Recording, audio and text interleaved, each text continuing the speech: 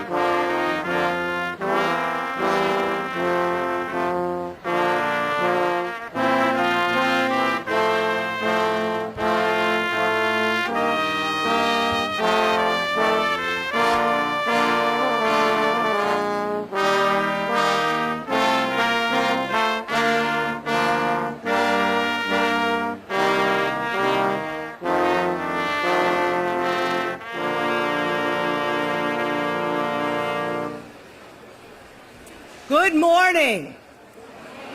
Good morning and welcome to another beautiful Aurora University commencement ceremony.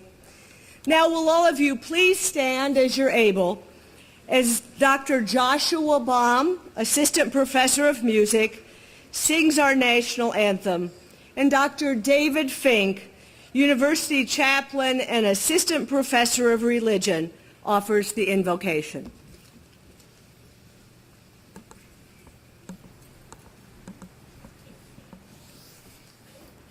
Oh, say, can you see by the dawn's early light what so proudly we hailed o'er the twilight's last gleaming, whose broad stripes and bright stars through the perilous fight o'er the ramparts we watched were so gallantly streaming, and the rocket's red glare, the bombs bursting in air, gave proof through the night that our flag was still there. Oh, say, does that star-spangled banner yet wave o'er the land of the free and the home of the brave?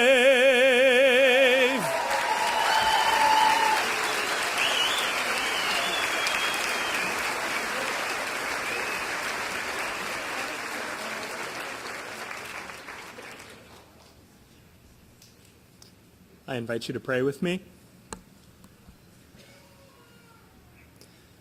Almighty and everlasting God, we ask your blessing on this celebration as we send our graduates out into the world. Among those who leave this place today are some who have sailed through their studies, seldom looking to the right or to the left. There are those here also who have struggled and arrive here today battered and bruised. Make each mindful, we pray, of what they have accomplished. Let success heal self-esteem and give perspective to achievement. Bless as well those who have supported these students in their work, faculty who have given of themselves in ways that will only be understood with the passage of time, staff who have given counsel, prepared food, swept floors, and gently reminded when books were overdue. Families who have made great sacrifices to give their sons and daughters the opportunity to grow into their full humanity. Fellow students who have learned from them and taught them as only peers can. All this we receive as gift with gratitude, and we send out our graduates with confidence that their stewardship of these gifts will transform our world for the better. Amen.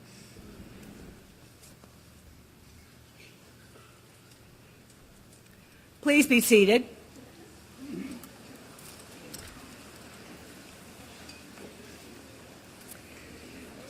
As president, I am pleased to welcome you to this 2012 commencement ceremony. We gather this morning for several purposes: to celebrate the achievement of our graduates and to give thanks for the faculty and staff, family and friends who helped today's graduates achieve their goals. On such occasions, we pay tribute also to the shared beliefs that define our university family: a commitment to the core values of integrity, citizenship, continuous learning, and excellence, and a shared understanding that learning has the power to transform lives and even societies for the better. Members of the class of 2012, We are so proud of you and your accomplishments. We know how hard you've worked. We've watched how much you've grown. Our aspirations for you are unbounded. To quote a beloved children's author, congratulations. Today is your day. You're off to great places. You're up and away. And will you succeed? Oh, yes, you will succeed. 98.75% guaranteed. As an independent university of higher education, Aurora University is governed by a board of trustees.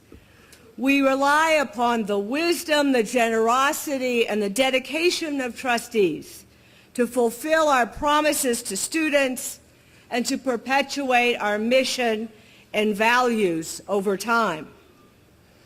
Ron Hem was elected to the AU board in 1985 and assumed the chairmanship this past October. He is a native of Oswego and earned his undergraduate and law degrees at Western Illinois University and John Marshall Law School, respectively. He practices law in the firm of Alschuler, Simons & Hem. I'm pleased to introduce Ron Hem, who will bring greetings in behalf of the Board of Trustees.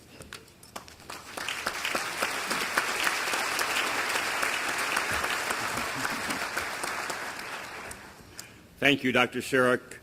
I am honored to represent the Board of Trustees on this important occasion. As a trustee, I share with my colleagues a wide range of responsibilities, from safeguarding the university's financial health to monitoring the effectiveness of the curriculum to championing the welfare of AU in the community. Like other members of the university community, trustees enjoy plays, concerts, lectures, and athletic contests.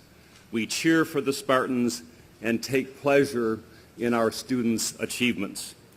Even as we participate in the events of today, we keep one eye on tomorrow. Ours is the duty to ensure that Aurora University grows ever stronger from one generation to the next. It was in this spirit over a century ago that trustees reached the decision to move tiny Mendota College to this location on the west side of Aurora. They sought a more prosperous future for the institution that we know today as Aurora University. In 2012, as we celebrate our first century of service in the Fox Valley, we anticipate our next century with optimism and confidence. Graduates, we share your belief in the transformative power of learning and are inspired by your example. Congratulations, you have our respect and best wishes.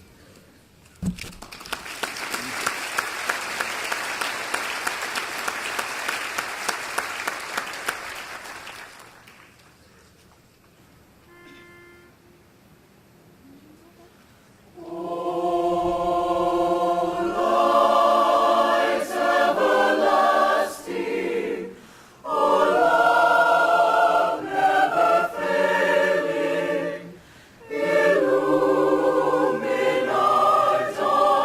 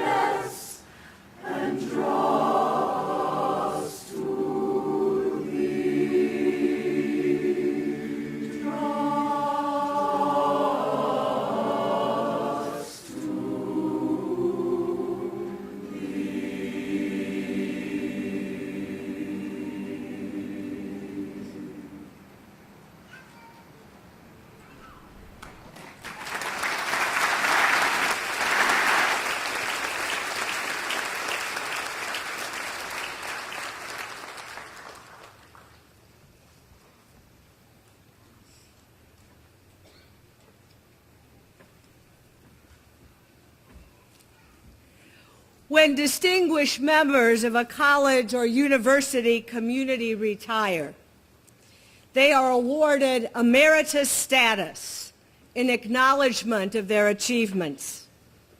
Today, as the result of a unanimous action by the Board of Trustees of Aurora University, I am pleased to confer upon Dr. Gary Jewell the title Dean Emeritus of the College of Education. This spring, Dr. Jewell marks his 50th year in education. He was very young when he started. He earned his bachelor's and master's degrees from Illinois State Normal and completed the additional coursework required for the administrative endorsement at the University of Illinois. Dr. Jewell served the West Aurora School District from 1961 to 1994, when he retired as superintendent. In 1996, he joined the Aurora University community, where he has served with remarkable distinction in a wide range of leadership positions. It has been one of the great privileges of my professional career to learn from Dr. Jewell. Prime among his achievements at AU was the establishment of the Institute for Collaboration in 2003. It is my honor to present to you Dr. Gary Jewell, who will share with us his reflections upon this occasion of the conferral of his emeritus status.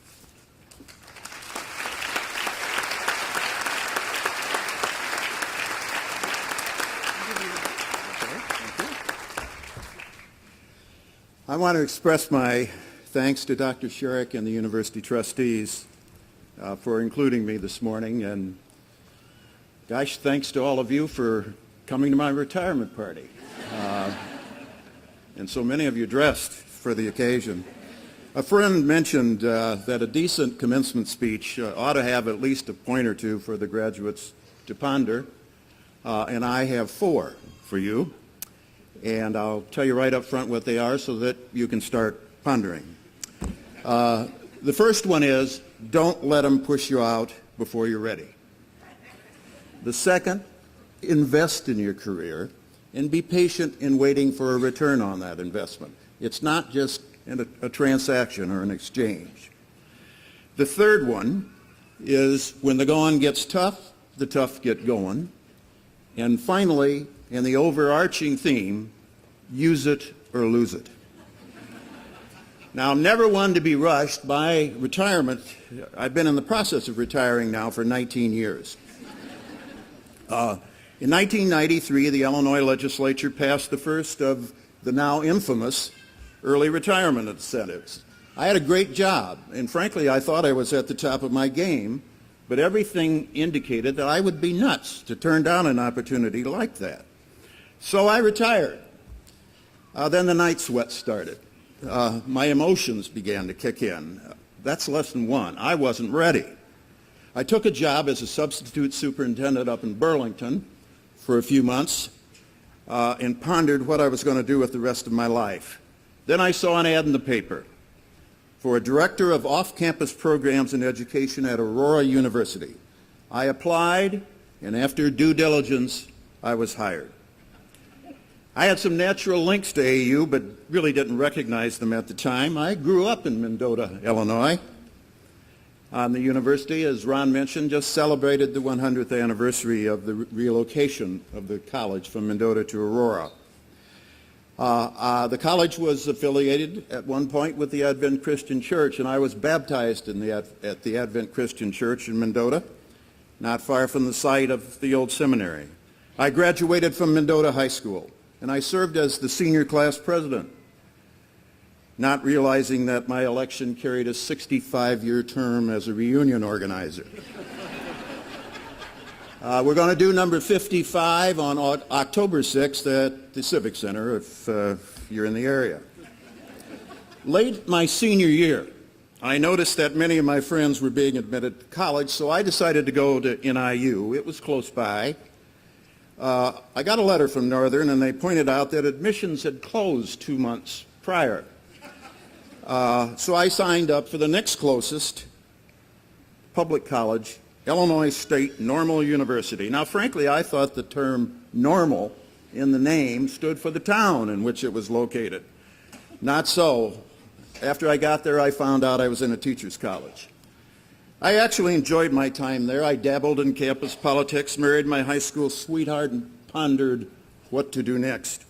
I had a teaching certificate, so I could teach for a couple of years and around maybe then go to law school. I accepted an invitation to visit Aurora for an interview. I survived the interview, signed a contract in early March, headed back to Normal, enrolled immediately in graduate school, completed one class in the second spring session, then went to pre-session, summer school, post-session, all to get 15 semester hours so I could move up a lane on the salary schedule. I would start at $4,850 rather than $4,700. Now, this is not a good example of a wise investment in your career. I spent a fortune on that tuition to get that $150, and very few of the courses were ones that I ultimately used when I decided what I was going to do with my life. Mary and I then returned to Aurora and began a 50-year gig with the city's education community. I was assigned 9th grade classes, freshman English and civics, and I loved it. So much for law school. The new district faculty gathered at McCleary School for a luncheon where we were welcomed by several dignitaries. We returned to our schools for a day and a half of workshops, and then the kids came. I'm amazed at how little has changed in the fundamental routines of American education over the last 50 years. And I ask, is this part of some grand tradition, or are we in some archaic system that can't respond to change? Bob Herget was my first principal. I remember that Bob gave me a chance to do lunchroom duty. I got a free lunch out of that arrangement. And when a fellow teacher was struggling, Bob asked if I would give up my planning period to take over the class till the end of the semester, a class till the end of the semester. I was honored. There was no money, just honor. But shortly thereafter, Bob asked me to join him in going to the new Washington Junior High School as his dean of boys. That's a lesson too. Invest and be patient. Washington opened in 1964. It was a beautiful school. I had my own office. During that year, Lyndon Johnson was elected president in his own right and launched the largest federal intervention in American education ever, the Elementary and Secondary Education Act. That following summer, Bob Herget left to finish his residency. The district designated me to be acting principal. I was 25. Bob finished up his EDD that year, but did not return, and I became the real principal of Washington Junior High, and they gave me the keys. I remember that first summer, our two little girls, Marty and Amy, would go with me to school and play on the scooters in the gym while I did principal things. Soon the new ESEA law brought grant opportunities for schools all over our country, and the district hired me to write the proposals in the summer. No more milk routes, no more YMCA day camps. I was a full-time guy. After a few years at Washington, I started to get a little restless. I really think you need to change every few years to avoid stagnation. Doesn't necessarily mean that you have to leave, but the routines have to get different. And in 1969, I was offered the position of assistant superintendent. And the primary role then was to visit colleges, interview eager applicants, make a few happy with a job offer, and shortly after I moved into my new post, the teacher shortage ended. Recruiting ceased, and collective bargaining hit American education. I was now staring down Ellen Newport over a negotiating table. We eventually figured things out, and Ellen and I were good friends. When AU wanted to revive future teacher clubs in our area, we called Ellen. In 1972, we got a new superintendent. He had a plan to send one central office administrator off to run a school, then rotate the rest of us through the chairs in the district office. He said we needed to get an idea of the bigger picture and be able to back one another up. Now, I thought that was the craziest scheme I'd ever heard of in my life. But when I became superintendent of schools in 1978, I was thankful I knew my way around as a result of that crazy scheme. I was 39 years old, and I was ready. And shortly after a brief honeymoon, the worst economic downturn since the Great Depression hit. Frankly, it was a lot like this one. Growth stopped, Aurora's Rust Belt industries closed, property values plummeted, and the school district lost 2,500 kids. I was in trouble. We had to close schools, and in the end, to my surprise, the school board voted to close its newest facility, a 2,000-student complex on Sullivan Road. I learned then that you can do your best work when the wolf is at the door. You have to. Was it stress? Oh, yes, but a little stress can be a strong motivator. My challenge was to find some use for that complex that would not destroy our community. The Bureau of Prisons took a look, as did the Federal Job Corps. Not good options. But the entire region was struggling at the time, and we discovered a lot about collaboration.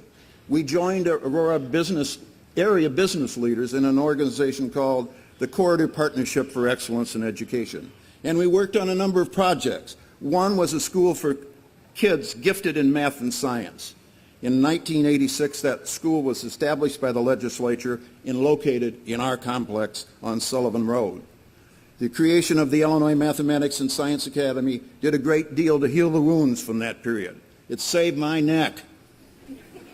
And its success provided Aurora with an educational gemstone. I was a founding board member of IMSA, and I'm proud of the role I played in securing IMSA for Aurora. That's lesson 3, when the going gets tough, the tough get going. I will always be indebted to Aurora University for saving me in my best years from a life as a golf course ranger. My time here at AU has been a gift. Dr. Sherrick has given me the opportunity to wear several hats as well. And when I arrived in 1995, my job was to oversee a venture in Milwaukee that I really didn't understand. I did, however, like the idea of collaborating with practitioners and to align our work and to get our students into schools early. And we found that the schools liked that too, and our enrollment surged. And our partnership with the West Aurora schools took these collaborations to a new level.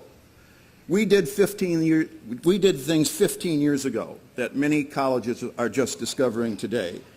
And while they're finding our past, AU is moving to shape its future.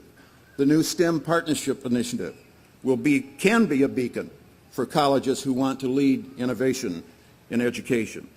The partnerships of the past are being replaced with exciting new possibilities for the future. I couldn't be happier, and that's what Lesson 4 is all about. Use it or lose it, and AU gave me that opportunity to continue. I want to thank my wife, Mary, who patiently waited for me to figure this out. The 2 little girls who played in the gym are here today. Marty is a math teacher at Herget Middle School. She has 2 graduate degrees from Aurora University, the most recent Master in Teacher Leadership in Mathematics, and I'm proud of her. Amy has her Bachelor of Social Work from AU. She ran an adoption agency in Tampa and is now teaching in the Hillsborough County Schools. Amy is involved in the Bill and Melinda Gates Foundation study of teaching, and her classroom is a video studio. I'm proud of Amy too. I talk about the grandchildren, but I see the undergraduates are beginning to gather. So in closing, about 10 years ago, I saw a Jack Nicholson movie about Schmidt. Schmidt was retiring after a long career as an actuary with the Woodman Insurance Group. They gave him a little farewell party and said he was welcome to stop by any time. Schmidt gathered his personal effects together, and as he prepared to leave, he noted a pile of trash out on the curbside for tomorrow's garbage pickup. It was all from his office. The artifacts of an entire career, and Schmidt's life went into a tailspin. Now, while I don't have night sweats anymore, that movie gave me nightmares. Recently, every night has had the same theme. Don Wold tossing all my things in the dumpster behind UBH. Now, Becky, if I understand this emeritus thing correctly, I think I get to take my time to clean out my office. I can sort through my own artifacts. I can be of counsel to colleagues who may need my advice, and I'll wait to be asked. And I can still take advantage of the weekly specials at the Spot. And I can finally let go of that dumpster with Don Wold standing nearby. I want to congratulate you on the accomplishments that are going to be recognized this morning. I hope that they launch for you the kind of career experiences that I've had, if not as long, and my best wishes go with you. Thank you very much.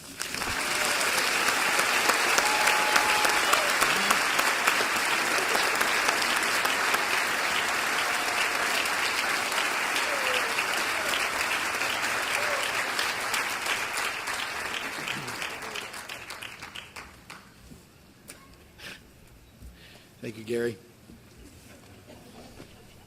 Although you hit me with that thing that you threw over at Don there.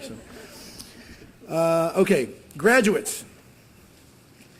You have traveled different roads to a common destination. In a few minutes, we will confer your degrees, read your names, and present your diplomas. In these moments, we will mark the conclusion of one chapter in your lives and the beginning of another. First, however, I invite you to stand and to join me. I invite you to stand. Thank you. And join me in recognizing the faculty, staff, family, and friends who nurtured your passion for learning.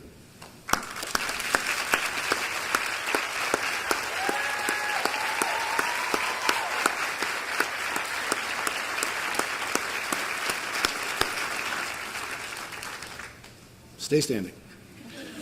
President Sherrick, I present to you candidates from the College of Professional Studies for the degrees of Master of Business Administration, Master of Social Work, and Master of Science in Criminal Justice, and from the College of Education for the degrees Master of Arts in Teaching, Master of Arts in Curriculum and Instruction, Master of Arts in Education Leadership, Master of Arts in Reading Instruction, and Master of Arts in Special Education, and the Doctorate of Education. Each has met all requirements or will do so later this summer. All have been approved by the faculty and the Board of Trustees and thus are now eligible to receive their degrees.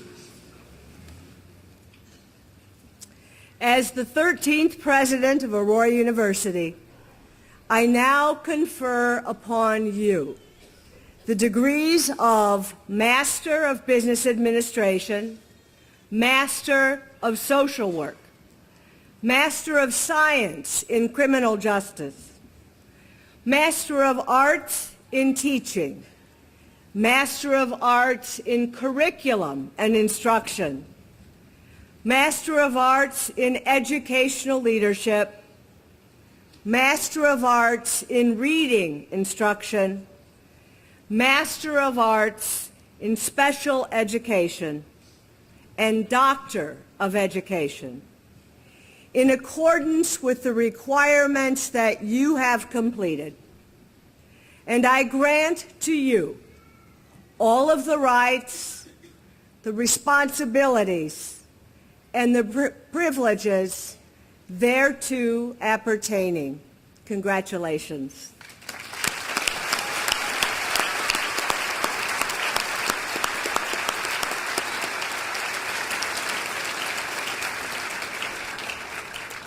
Graduates, you may now switch your tassels from the right side to the left.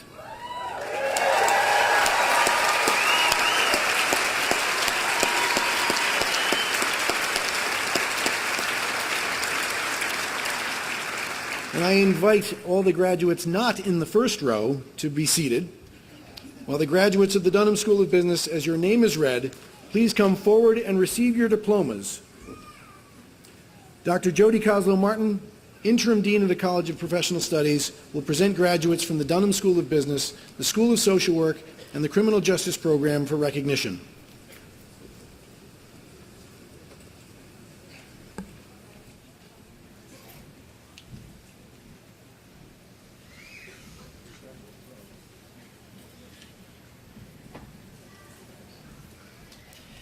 Jory Suzanne Clements Alozio. Tanya H. Anderson.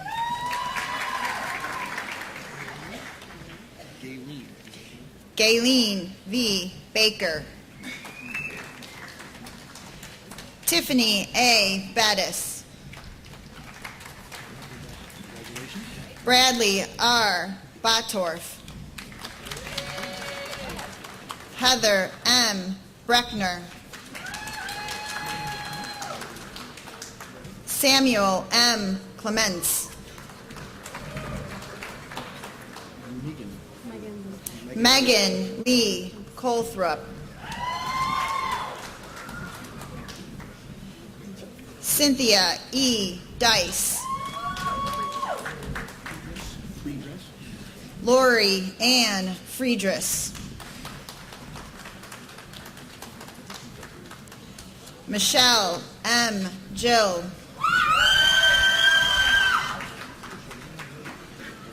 Trisha Lynn Gregory.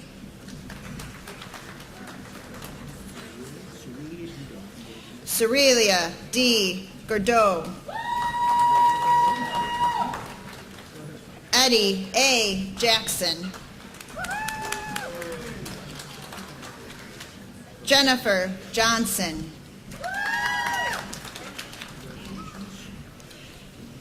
Bernard A. Kettler. Janice K. Knutson.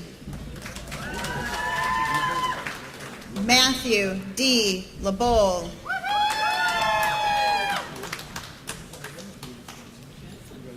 Mary Lorman. Antonio Martinez Jr. Caitlin Elizabeth McCabe. James McGow.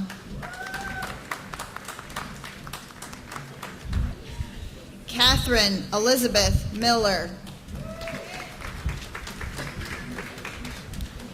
Caroline C. Moore. Justin A. Mueller.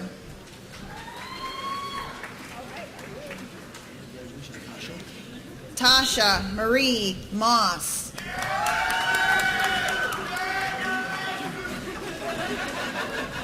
Megan M. Neer.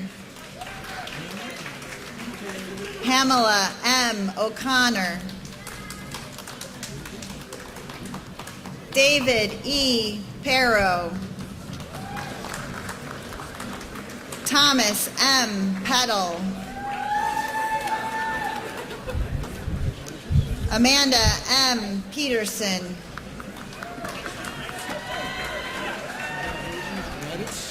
Michael R. Raditz, Jr. Jeffrey L. Reglin. Lance David Robinson. Jeffrey D. Ross. Rebecca K. Ruffin. Bradley C. Sabathny. Stephen J. Salazar. Mary F. Scalzetti. Sarah C. Schindelbeck. Pamela S. Smith. Maria Sobeskovich. Chris A. Studebaker. William L. West. Douglas R. Williams. Jacqueline J. Williams. Barry D. Wilson, Jr. Jessica L. Woods. Ramon M. Williams. Keisha Barnes.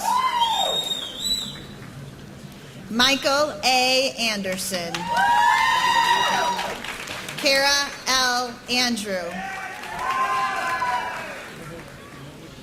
Amanda N. Arceri. Bethany A. Bacon. Jennifer R. Baltazar. Amanda C. Bonnick. Jennifer A. Blazer. Jenna L. Bluer. Carrie E. Bloom. Madeline M. Burbank. Trisha M. Byro. Laura Jean Carlson. Elizabeth C. Casey. Deborah A. Celia.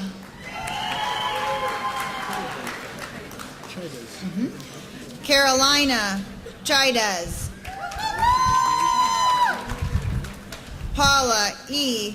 Chiapetta. Melissa Chiquito. Danielle A. Clifford. Rachel Marie Colson. Christina M. Cole. Catherine Ann Crawford. Tamra L. Curry. Jamie R. Daling. Audrey R. Davis. Amanda Catherine Delfava. Nicole D. Donahue. Aaron N. Duffy. Dan Edwards. Pamela Sue England. Amy Marie Furman. Christina L. Frank. Eileen M. Gallagher.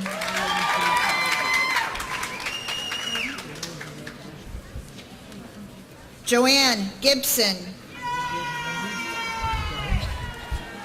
Lindsay Marie Harmon.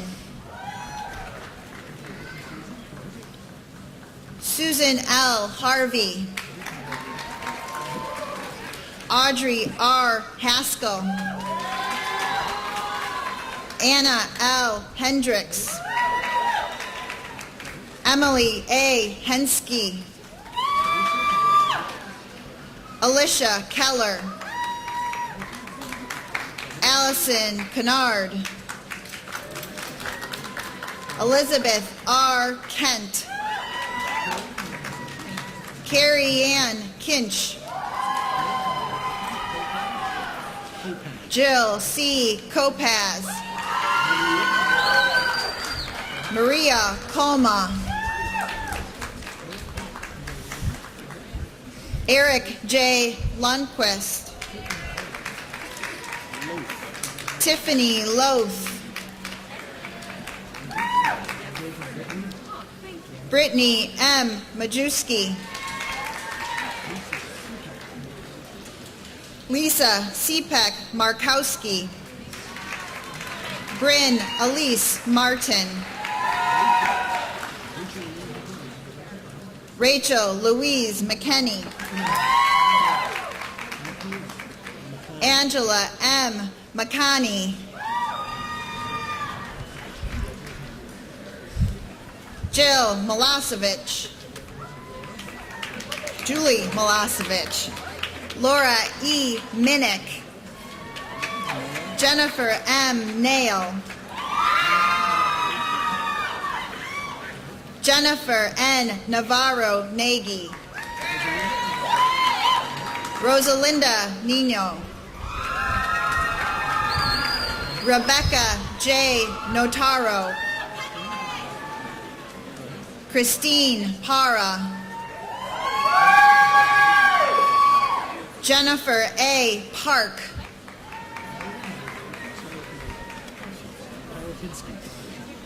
Mallory J. Perepinski, Nyla M. Pate,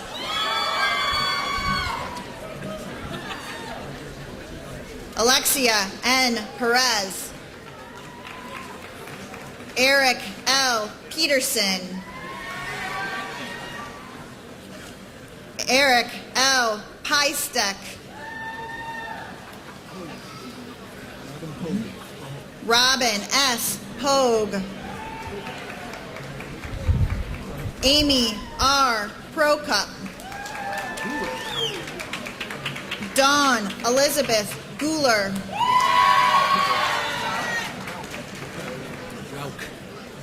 Ashley Marie Rauch,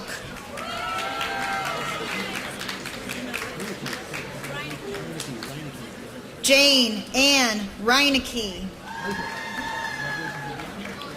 Ruthann E. Ryder, Rolando Javier Rocha, Devin Craig Stieber, Selena M. Tafe, Kristen Vader Tom, Courtney Jean Thompson, Carolyn J. Trujillo, Ann Rogers Sullivan, Patrick L. Rossi, Jacqueline Ruda, Haley B. Safranik, Amy Salazar, Jacqueline A. Schramm, Aaron M. Sheldon, Nicole L. Sibick, Christine M. Topol Smith, Ashley C. Walters, Deborah Walters, Caitlin M. Wells,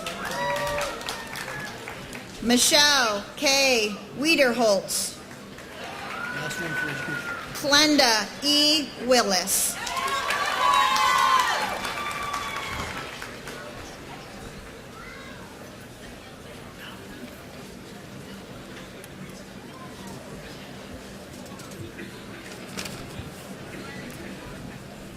Due to the possibility of severe weather, we are suspending our ceremony. You are in no immediate danger, but as a precaution, we're going to ask you to take shelter at this time.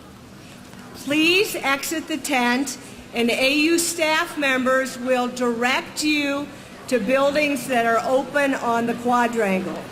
Graduates, we'll catch up with you later.